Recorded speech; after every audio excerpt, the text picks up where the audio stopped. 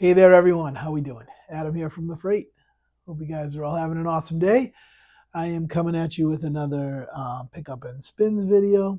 I have some stuff I picked up recently, stuff I've been listening to recently. I try to do these, I don't know, fairly often.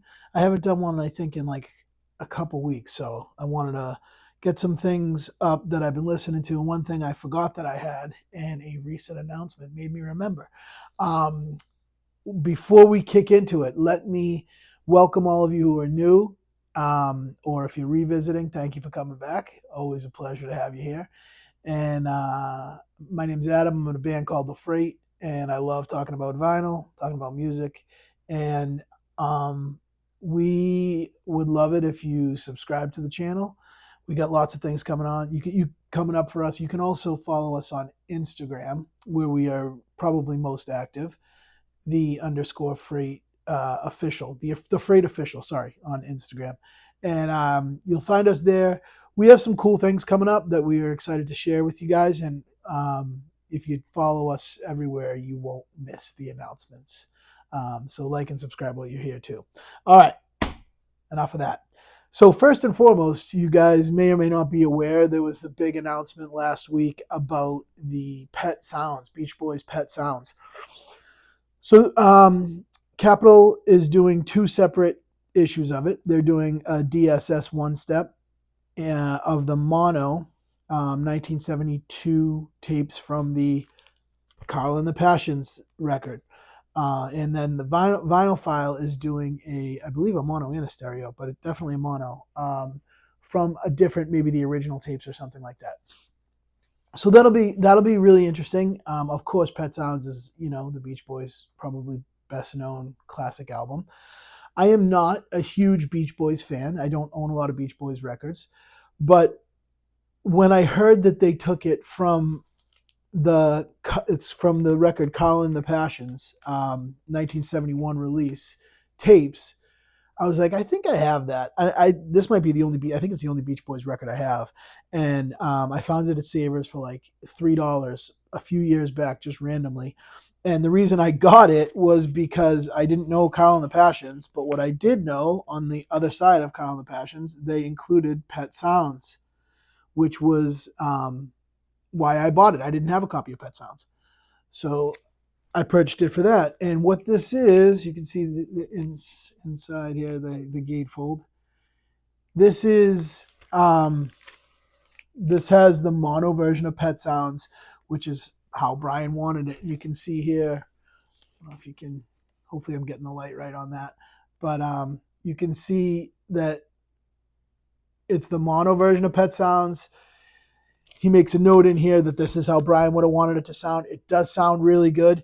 I don't have a lot of copies to compare it to, so I'm not going to go talking like I can compare it to anything, but I'm not sure if I'm going to buy the other version or not, to like maybe compare it or whatever.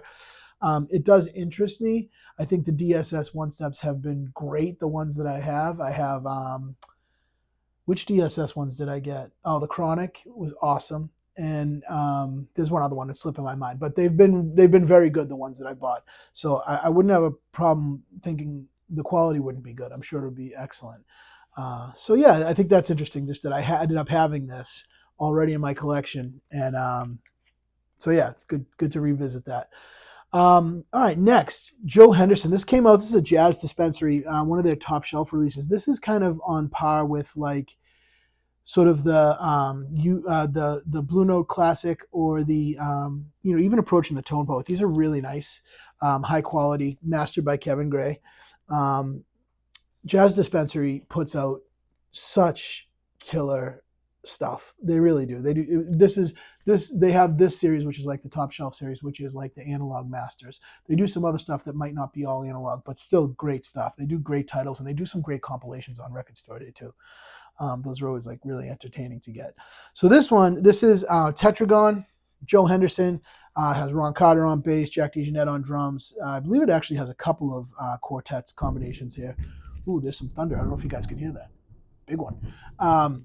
So this is a great sort of pre-funk jazz, pre-soul jazz, but approaching it little bit of free mixed in, some killer playing, some killer grooves.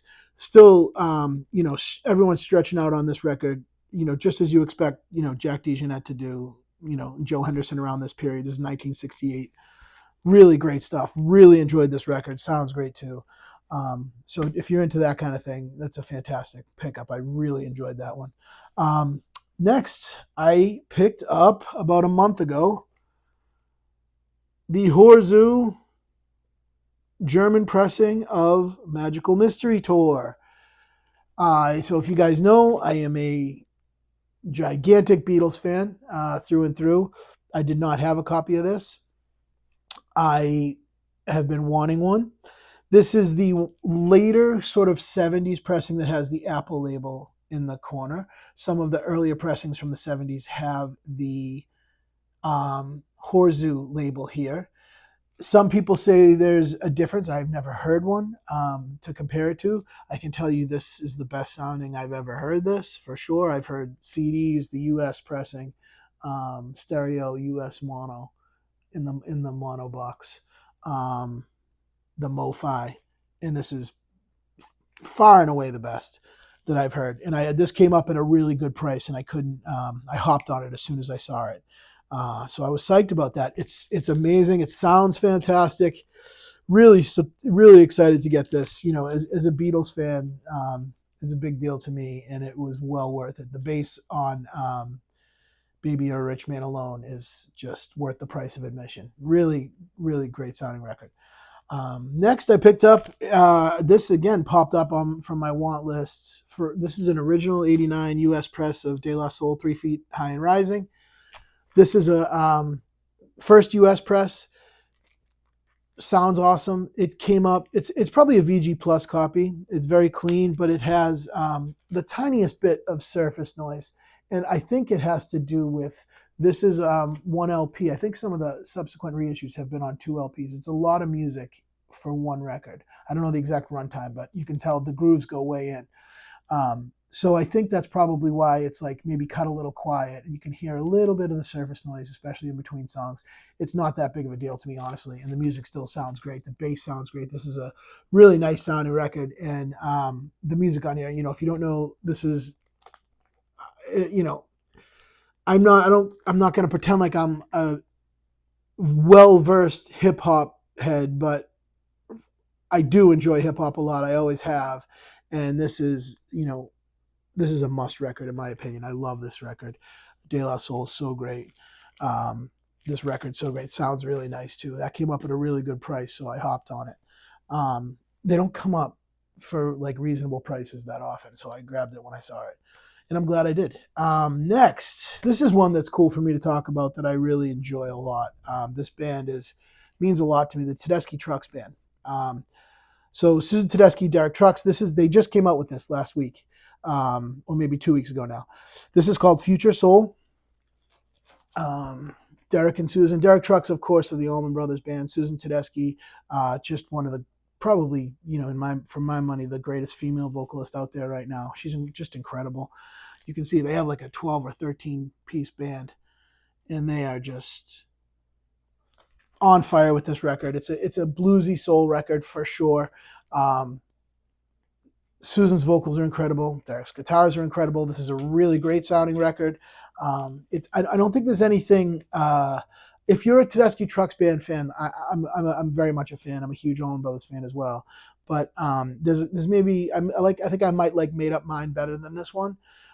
Just like kind of talking off the cuff and from like going by memory. But this is a really good record, and if you're into this band, you should pick it up and check it out because this is a record that's full of fantastic music. A really great record, and I think it's an awesome effort by them. It sounds really good, bluesy, soulful.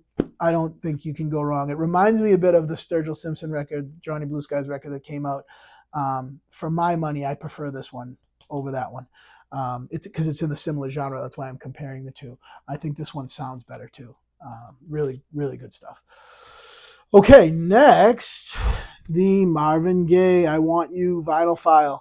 So this was interesting to me. I was on the fence about picking it up. I hadn't listened to this album in probably, I don't know, 20 years, like either probably the CD copy of it that I had. And Vinylphyle does an awesome job. This packaging is incredible. You really do get such a high quality release. Show you the tapes. This is mastered by Nino Hernes.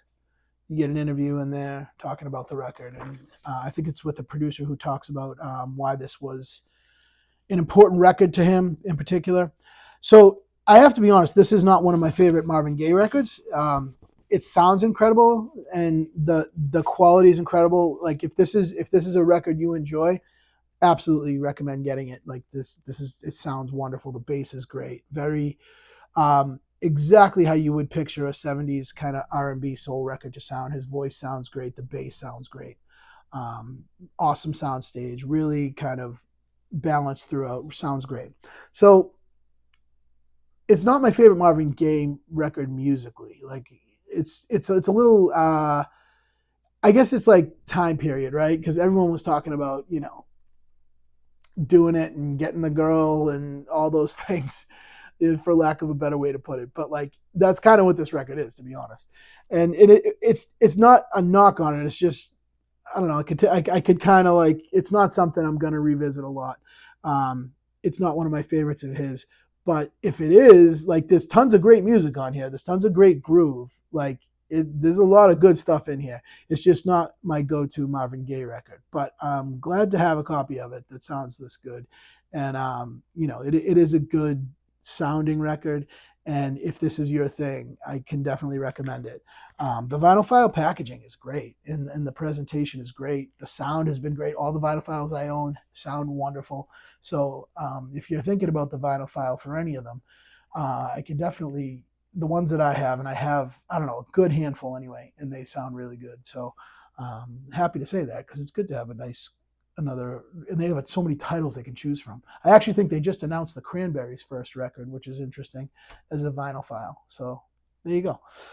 Okay, this one I found at my local, and my God, was I blown away. I was on the Vinyl Social Club live stream last night. I'll link it in the comments. I will remember to do this. Jason Rojas and his crew do a Vinyl Social Club on Monday nights. It's really, really fun, really, like, lots of laughs. Everyone's just joking around, kind of knocking on everything. It's funny. And while talking about music and records. So I was on there last night, and it came up, the topic we started talking about was like how you interact with vinyl and things like that, and collecting as a whole. And I brought this up. So I found this record at my local, just in the bins, and it was nothing I'd ever heard of. It's called Mother's Finest. Okay, you can see it's a promo, so obviously that interested me a little bit. It's got the the promo sticker over here. It's on Dynaflex, which is cool. Really sounds amazing. Fantastic sounding record. What's cool about this record, and what really sold me on it, was Gary Moore as the guitar player. Gary Moore is, the absolute ripping, shredding guitarist who's no longer with us, but was in lots of projects. But he's incredible, and that's what sold me on it. So I didn't quite know what to expect. Because this is early, right? This is the earliest thing that I've known. Ooh, just knocked over my cup. I don't think there was anything left in it, so we're good. Little live on camera action. So this is a fantastic record. It's been living on my turntable for the last 2 weeks. It's so good. It is basically a rock and soul record, split down the middle, really, like, as much as you could possibly be. Every song rocks and every song grooves. It's wild, and it's so good. The vocals are good. There's some female vocals with tons of background vocals. It's great. They do a killer version of Feeling All Right. It's really, I cannot recommend this again enough. Mother's Finest. Check this out. If you ever see it, grab it.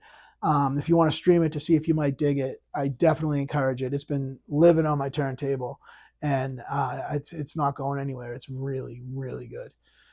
Okay, last but not least, I'm going to talk about this. This is the George Harrison Live in Japan concert featuring Eric Clapton. This got a reissue last week, and took me by complete surprise. I didn't know it was getting a reissue. It was last pressed in 2017.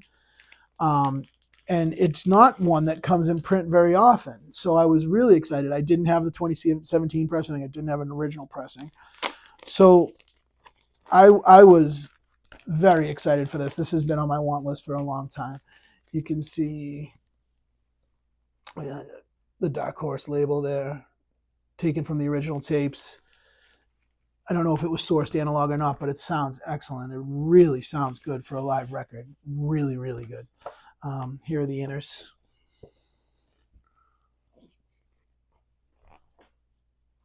This is from, I want to say, was it 91, I believe?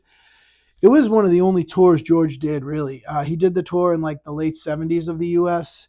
and then, did this in Japan, and thankfully made a record of it, and we were able to capture it. And this is just, the set list on here is incredible. I Want to Tell You, Something, While My Guitar Gently Weeps. I mean, you name it, it's on here, what you want to hear. And they're really great versions.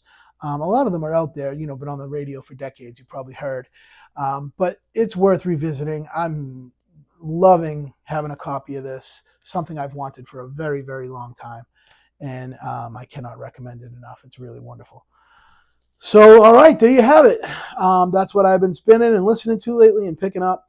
I hope you guys have all had a great week. And if you're still here, please give a thumbs up, subscribe, leave a comment. I'm almost at 1,000 subscribers, which is pretty crazy, pretty wild. And I thank you all very much.